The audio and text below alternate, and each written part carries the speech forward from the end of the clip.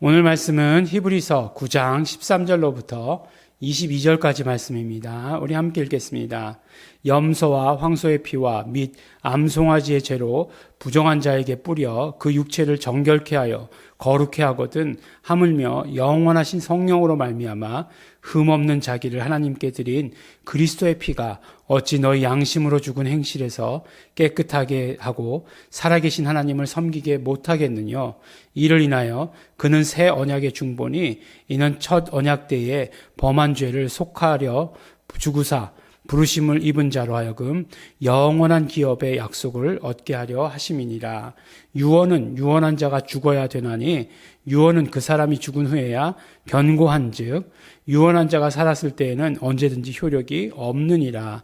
이러므로 첫 언약도 피 없이 세운 것이 아니니 모세가 율법대로 모든 계명을 온 백성에게 말한 후에 송아지와 염소의 피와 및 물과 붉은 양털과 우슬초를 취하여 그 책과 온 백성에게 뿌려 이르되 이는 하나님이 너희에게 명하신 언약의 피라 하고 또한 이와 같이 피로써 장막과 섬기는 일에 쓰는 모든 그릇에 뿌렸느니라.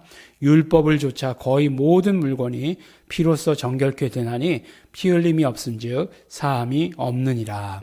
아멘. 네, 우리가 이제 히브리서 9장에 아주 정말 히브리서의 정점과 같은 산의 정상과 같은 그것에 올라와 있습니다. 우리가 그 히브리서 기자가 율법을 그러니까 구약을 잘 알고 그 다음에 이제 신약을 잘 아는 그러니까 예수님에 대해서 잘 아는 그런 사람임에 틀림이 없다라고 이렇게 이야기하지 않습니까?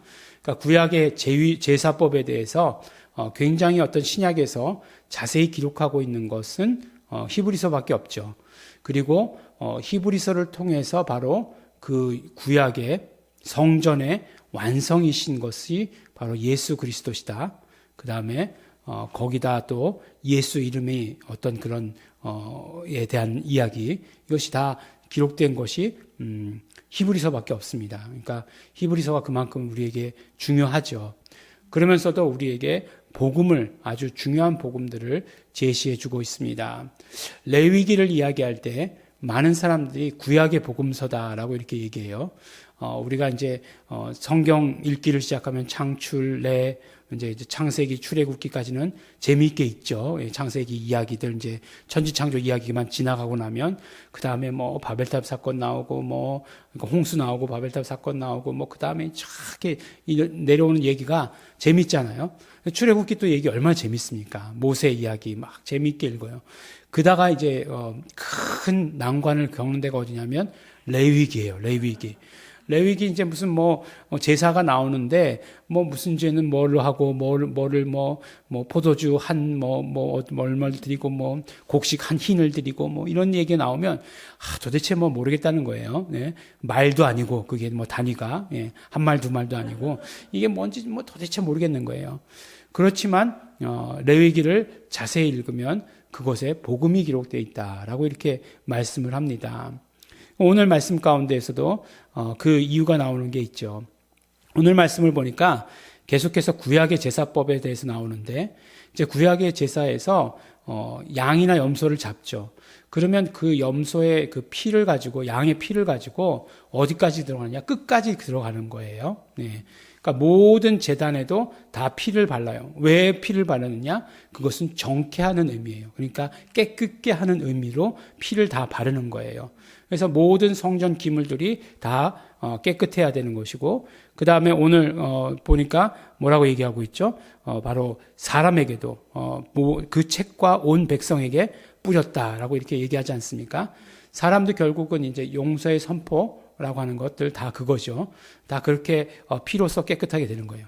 여러분들 근데 한번 생각해 보셨어요? 예, 제가 이제 예전에 이제 대학교 다닐 때 참 실험실에 들어가기를 싫어했어요. 왜 실험실에 들어가기가 싫었냐면 이제 실습실에 피냄새가 있잖아요. 피냄새가. 예. 이 피냄새가 대단히 진해요. 그죠? 예, 여러분들 이제 맡아보신 분들은 알겠지만, 물론 자기 이렇게 있다고 냄새 맡는다고 이렇게 하는 건 아니지만, 피비린내라고 이렇게 얘기하지 않습니까? 피비린내. 그게 이제 싫어요. 네, 그래서 이제 이제 그런 것들이 이제 수의학과 다니면서 그게 싫었으니까 어떻게 하겠습니까? 근데 이제 그게 싫게 된 이유가 있죠. 이제 그런 이유가 있는데 어쨌든지 간에 그 냄새가 대단할 거거든요. 그런데 이제 그게 중요한 게 아니에요. 그게 중요한 게 아니고 피로 말미암아 모든 것이 깨끗하게 된다라고 하는 그 율법을 지키기 위해서 다 그렇게 한 거예요. 그런데 이게 어디에 나온 거냐? 바로 그러니까 죄가 사함받기 위해서는 피를 흘려야 된다는 거예요. 죄를 용서받기 위해서는 죄는 생명으로밖에 용서받을 수 없다는 거예요. 그게 하나님의 법이에요. 근데 이 법을 모르면 예수 그리스도가 오셔서 왜 십자가에 달리셨는지를 몰라요. 그러니까 예수님께서 오셔서 왜 하필 십자가야? 왜 하필 죽으셨어? 왜 하필 피 흘려 죽으셨어? 라고 하는 것에 대해서 이해가 안 갑니다. 근데 이게 하나님의 법이에요. 피 흘림이 없으면 사함이 없다라고 하는 것이 하나님의 원칙이에요. 그런데 그 이유를 설명하고 있는 게 레위기 말씀이죠. 레위기 17장 몇 절이죠? 11절 말씀. 11절 말씀에 보니까 뭐라고 되어 있죠? 육체의 생명은 피에 있느니라 라고 이렇게 말씀하고 있어요.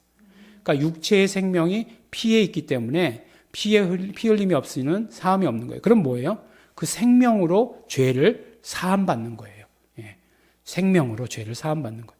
이게 이것이 이게 우리가 지금 그러면 우리가 지금 그래야 되느냐? 그런 건 아니지만 그런 건 아니에요. 그건 절대로 아니에요. 왜냐하면 예수 그리스도께서 흘리신 피가 단번에 우리의 모든 죄를 용서하셨기 때문에 또 피 흘림이 있어야 되는 것 아니에요. 그 다음은 믿음만 필요해요. 그런데 이제 그 죄를 사하기 위해서 근데 구약에서는 계속해서 피 흘려 왔죠. 죄를 사하기 위해서 양을 잡고 염소를 잡기도 하고 비둘기를 잡기도 하고 하는 계속해서 피 흘림을 가지고 왔어요. 그것은 무엇이에요? 죄의 용서의 선포를 위한 거예요. 그런데 이것은 뭐라고 말씀했죠? 예표라고 말씀했어요. 이것은 옛 언약에 속한 것이에요. 근데 새 언약에서는 어떻게 한다고요? 예수 그리스도께서 단번에 단번에 바로 그렇게 그 영원하신 성령으로 말미암아 흠없는 자기를 하나님께 드린 그리스도의 피라고 이렇게 얘기하고 있어요. 그리고 나중에 이제 단번에 들으셨다라고 하는 것으로 나와 있습니다. 그러니까 결국에는 피라고 하는 것은 결국은 무엇이에요? 생명을 드렸다는 거예요. 피 속에는 생명이 있기 때문에 생명으로 그 죄를 갚았다. 그 죄의 값을 갚았다라고 이렇게 말씀하는 거예요. 그래서 그것이 어떤 개념이죠? 속량, 속량, 대속이라고 하는 것. 근데 루트론이라고 하는 것, 그 대속했다는 것 이렇게 하는 것이에요. 값을 치렀다라고 하는 거예요. 근데 그 값이 무엇이냐? 피로서 치렀는데 피는 무엇을 의미하냐? 생명을 의미한다라고 하는 것이에요. 그러니까 우리 히브리서 9장 22절, 레위기 17장 11절 이걸 이어보면 이게 복음인 거죠. 결국에는 그렇기 때문에 예수 그리스도께서 어린 양, 희생 제물이 되셨고 그 다음에 예수 그리스도께서 새 언약의 중보다, 새 언약의 대제사장이다 라고 이렇게 말씀하지 않습니까? 새 언약의 대제사장이 되셔서 이 모든 일들을 주관하실 뿐만 아니라 당신이 피 흘리심으로 말미암아 그 피로 죄의 값을 치러주셨다라고 이렇게 말씀해 주시는 거예요. 그러니까 무엇이에요? 피 흘림이 없은즉 사함이 없는데 예수 그리스도께서 피 흘리시고 대속하셨으니까 그 다음에 우리에게는 무엇이 오신 거죠? 용서가 오게 된 거죠. 그로 말미암아 용서가 오게 된 거예요. 그러니까 이렇게 구약에 대해서 구약의 그 예배의 절차에 대해서 아주 자세하게 설명을 해서 모든 피 흘림과 그다음에 그 피 흘림으로 말미암아 정말 그 피를 가지고 들어가서 하나님께 보이고 사함 받고 선포하고 하는 그 모든 과정이 그것이 어디에서 이제 새 언약에서는 예수 그리스도 안에서 이루어진 것이다. 근데 예수 그리스도 안에서 이게 뭐 어떤 관념적으로 이루어졌느냐? 그렇지 않아요. 예수님께서 진짜로 피 흘려 주심으로 말미암아 진짜 그 생명을 그 값을 생명으로 값을 치름으로 말미암아 이루셨다라고 하는 것을 우리에게 말씀해 주십니다. 그러니까 히브리서가 어떤 복음서보다도 중요한 복음서예요. 그래서 이 피 흘리심과 예수의 피 흘리심과 예수의 대속과 이 모든 것들이 우리에게 그대로 은혜가 되어야 됩니다. 이것을 우리가 늘 생각하지 않고 기억하지 않고 이것에 대한 늘 감동이 없다라고 한다면 우리가 정말 예수님의 피에 대한 그런 것들이 없는 거죠. 늘 그래서 피 흘림에 대해서 왜 피 흘리셨는가? 오늘 히브리서가 우리에게 아주 구체적으로 이렇게 설명을 해주시고 계십니다. 육체의 생명은 그 피에 있다라고 이렇게 말하는 것 기억하시고 예수께서 육체의 그 생명을 우리의 죄값으로 치르셔서 우리가 용서받게 되었다는 그 사실, 하나님께로부터 용서받게 됐다는 그 사실을 기억하시면서 그러므로 우리에게는 어떻게 됩니까? 날마다 예수 그리스도의 피의 공로를 의지하는 삶을 살아야 하는 것이죠. 그 공로를 의지하는 오늘도 의지하시는 여러분들 되시길 예수 이름으로 축원합니다. 기도하겠습니다. 하나님 아버지 감사합니다. 하나님 아버지 감사합니다. 예수 피를 감사하고 감사합니다. 우리 모든 죄를 위해서 피 흘려주신 우리 죄값을 생명으로 치러주신 예수님 감사하고 감사합니다. 우리는 날마다 그러므로 날마다 그 예수 그리스도의 피의 공로를 의지합니다. 날마다 의지하여서 우리의 모든 지은 죄를 용서받기를 원하고 깨끗하여지기를 원하고 하나님 앞에 그러므로 담대히 나아갈 수 있는 자 될 수 있도록 되기를 원합니다. 예수 그리스도의 모든 공로가 나의 것이 되게 하여 주시옵소서. 감사드립니다. 예수님 이름으로 기도드렸습니다.